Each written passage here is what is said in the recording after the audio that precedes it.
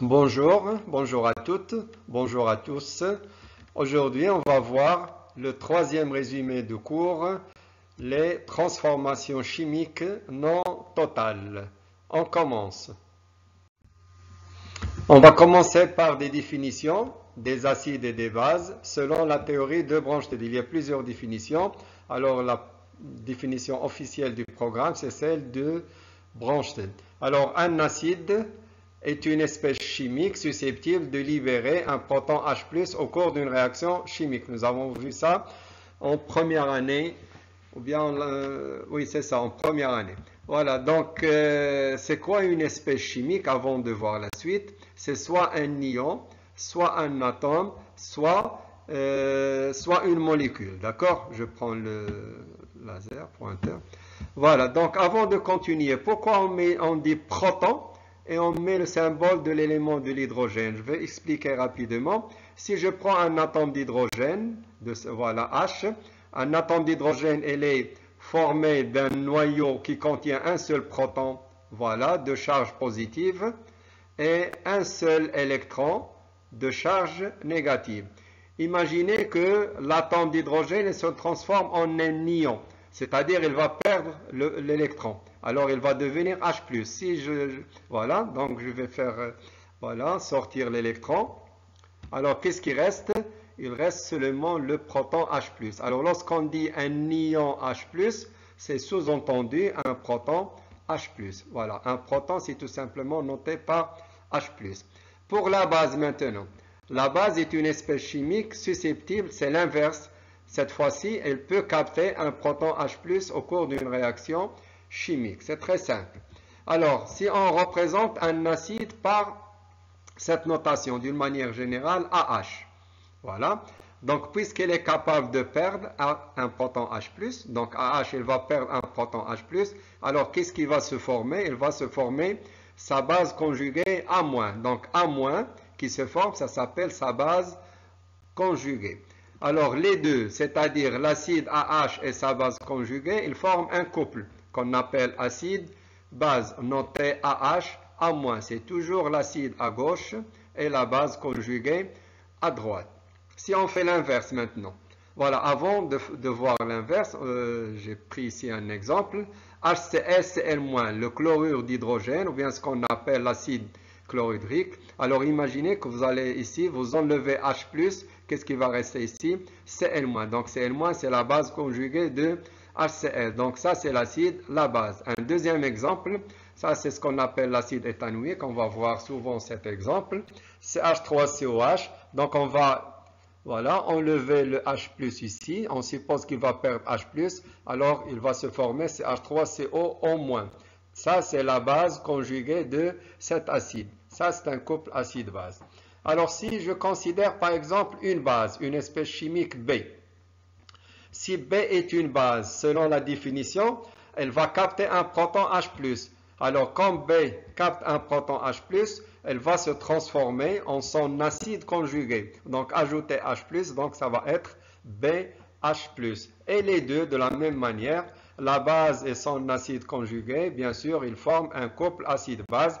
Et toujours l'acide à gauche et la base à droite. Donc c'est la même chose. Hein. Donc j'ai pris les deux, mais c'est la même chose, la même signification. Je prends un seul exemple. Voilà, donc NH3, ce qu'on appelle l'ammoniac, c'est une base.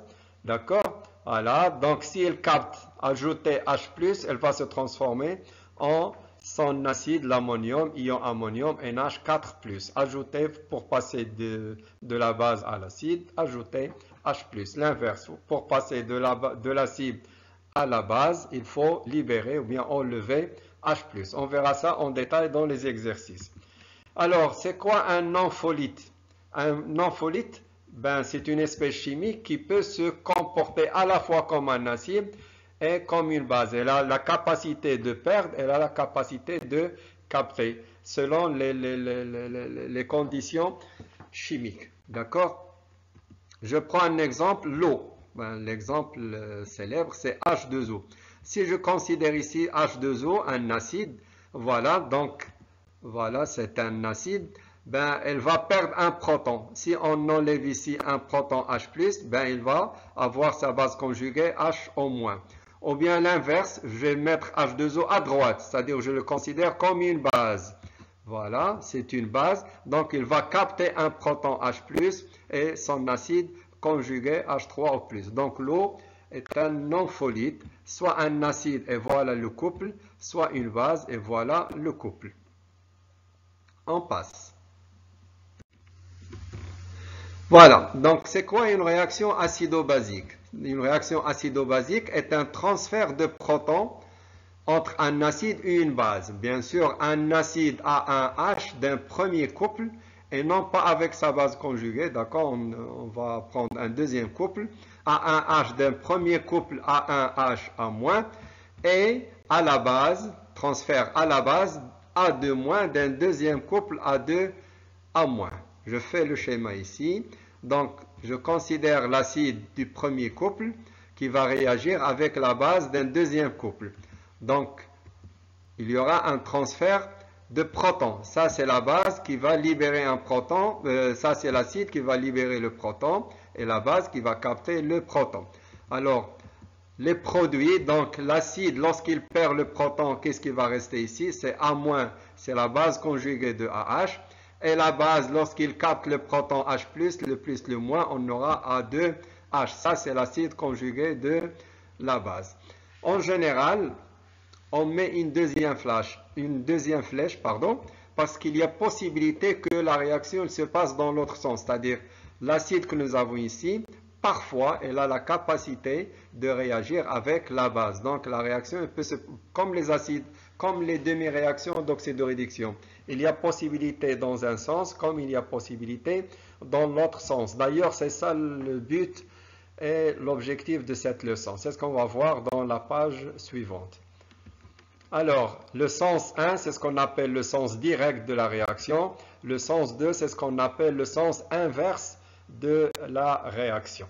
Il n'y a qu'une seule réaction, d'accord?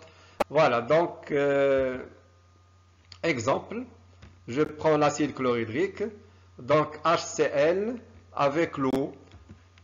Donc, la réaction, HCl c'est un acide, donc il va libérer un proton H+ à l'eau. D'accord? HCl, lorsqu'il perd le proton H+, il y aura Cl-. Et l'eau, lorsqu'il capte le proton H+, il se transforme en ion H3O+. Ion H3O+, c'est ce qu'on appelle l'ion ammonium ou bien oxonium. D'accord? Voilà, donc voilà, ça, c'est une réaction qui est totale, donc on va l'expliquer tout de suite. Après, quels sont les couples qui sont mis en jeu ici? Vous avez HCl, Cl-, voilà le premier couple. Et ici, vous avez le deuxième couple. Ah, ça, c'est l'acide, c'est ce que je vais mettre à gauche. Et H2O ici, elle a joué le rôle de la base. Vous voyez, c'est un ampholyte. Quand vous mettez H2O avec un acide, il joue le rôle de la base. On va voir après, si on le met avec une base, il va jouer le rôle de l'acide. Alors, lorsqu'on parle des solutions acides et des solutions bases, ou bien basiques, alors on a besoin de déterminer et de calculer cette fois-ci le pH. Avant, on détermine le pH soit par le papier pH, soit par un instrument qu'on appelle le pH-mètre. Alors cette année, on va voir une relation pour calculer le pH. Donc la relation est la suivante. Le pH d'une solution égale à moins le logarithme, c'est une fonction que vous allez voir dans les maths, dans les cours de maths. On va simplifier aujourd'hui. C'est le logarithme de la concentration de H3+. Donc cette fonction, vous avez sur votre calculatrice, comme vous avez la multiplication, le cosinus, le sinus. Donc il suffit d'utiliser voilà, votre fonction logarithme. Ça, c'est ce qu'on appelle le logarithme décimal. Donc je ne vais pas trop expliquer. Voilà, donc vous utilisez vos calculatrices et vous calculez. Vous allez vous habituer progressivement par les exercices. Alors, le pH, c'est une grandeur sans unité. Quand vous faites les calculs, pour la concentration de H3+, il faut la prendre en mol par litre. Voilà, ça, ce sont les conditions pour valider, valider votre relation. Alors, parfois, on a besoin, dans les exercices, on vous donne la concentration, on vous demande de déterminer le pH, mais on va avoir besoin, je vais l'écrire tout de suite, parfois vous avez le pH et on vous demande de déduire H3O+. Ben, c'est tout à fait l'inverse. H3+ égale à 10 à la puissance moins pH. D'accord? À apprendre. N'oubliez pas ces deux relations. Elles sont très utilisées dans les exercices. C'est toujours en mol par litre. Voilà, donc j'ai dit c'est toujours en mol par litre. Voilà, maintenant, voilà, c'est le plus important. Ben, maintenant, ce ne sont plus des rappels, ce sont des informations et des connaissances nouvelles pour l'année de la deuxième année ou bien de terminale. Voilà, c'est quoi une transformation non totale? Ou bien aussi on dit incomplète ou bien limitée. Ben, une transformation chimique est non totale si tous les réactifs sont encore présents, même si on arrive à la fin de la réaction. Même si la réaction s'arrête, la vitesse devient nulle, alors aucun réactif ne disparaît totalement. Au contraire de ce que nous avons vu, il y a toujours ce qu'on appelle le réactif limitant. C'est quoi le réactif limitant? C'est le réactif qui réagit totalement. À la fin de la réaction, si on cherche, on va trouver zéro. Sa quantité de matière est zéro. Donc il n'y a plus de réactifs. Non, il y a un autre type de réaction où les réactifs ne disparaissent pas totalement. Même si la réaction s'arrête, il y a toujours une quantité de tous les réactifs qui se trouvaient dans la réaction. Ben, c'est ce qu'on appelle une réaction non totale. Voilà. Donc, dans ce cas, quand nous avons une réaction qui n'est pas totale, alors on ne va plus parler de Xmax. Donc, l'avancement de la réaction, il ne va pas atteindre sa valeur maximale. Alors, pourquoi? C'est quoi la valeur maximale? Donc, la réaction, elle doit se poursuivre jusqu'à ce que au moins l'un des réactifs, il réagit totalement. Donc, puisqu'aucun réactif ne réagit totalement, donc on n'est pas à l'état maximal de l'avancement. Alors, pour cela, qu'est-ce qu'on va faire? On va dire, on représente l'état final de la réaction par un avancement qu'on va appeler l'avancement final. Et c'est très logique, l'avancement final, il est inférieur à l'avancement maximal si vous avez une réaction non totale. Pour cela, on va comparer l'avancement final de la réaction avec l'avancement maximal si la réaction elle était totale. D'accord? Voilà. Donc, on va utiliser un rapport de comparaison, ce qu'on appelle le taux, ou bien le rapport, le taux d'avancement final d'une transformation chimique. Donc, par définition, c'est l'avancement final, le réel, le vrai, l'avancement final de la réaction sur l'avancement maximal si la réaction elle était totale. Alors, je donne par des explications numériques. Si la réaction était totale, par exemple, on va avoir ici 100. Alors, si en réalité on a 80, donc on n'a pas pu atteindre 100, donc on aura 80 sur 100, donc on aura 0,8, c'est-à-dire 80%. Ça veut dire que cette réaction, elle n'a pas été, voilà, elle n'a pas abouti jusqu'à la fin à 100%. Voilà, on verra ça dans les exercices. Alors, quels sont les cas possibles? Si dans une réaction, au cours d'une réaction chimique, vous avez calculé taux et vous avez trouvé inférieur à 1. Si vous avez trouvé inférieur à 1, ça veut dire que X final est inférieur à X max. Donc la réaction elle n'est pas totale. D'accord? Donc c'est une réaction incomplète ou limitée. Par contre, si vous trouvez que taux égale à 1, ça veut dire quoi? Que X final est exactement égal à X max. Donc la réaction elle est arrivée à sa valeur maximale. Donc dans ce cas, la réaction elle est totale, ou bien on dit la réaction complète. Et si un cas que, voilà, c'est juste, on va l'écrire, si taux égale à 0, ça veut dire que X final égale à 0, donc n'a pas avancé, donc on déduit qu'il n'y a pas eu de réaction. Donc voilà, ce sont les trois cas possibles. Alors si la réaction est limitée, à la fin de la réaction, on aura des réactifs restants et on aura des produits formés. Et il y aura un équilibre, comme une balance, d'accord? Il y aura un équilibre entre les réactifs et les produits. On dit nous avons un équilibre chimique. D'accord? À la fin de la réaction, bien ce qu'on appelle l'état final, on va voir le tableau d'avancement, il y a équilibre entre les produits formés et les réactifs restants. D'accord? Au contraire d'une réaction totale. Au cours d'une réaction totale, au moins un réactif qui ne reste pas, sa quantité est nulle. Voilà, donc la suite. Remarque.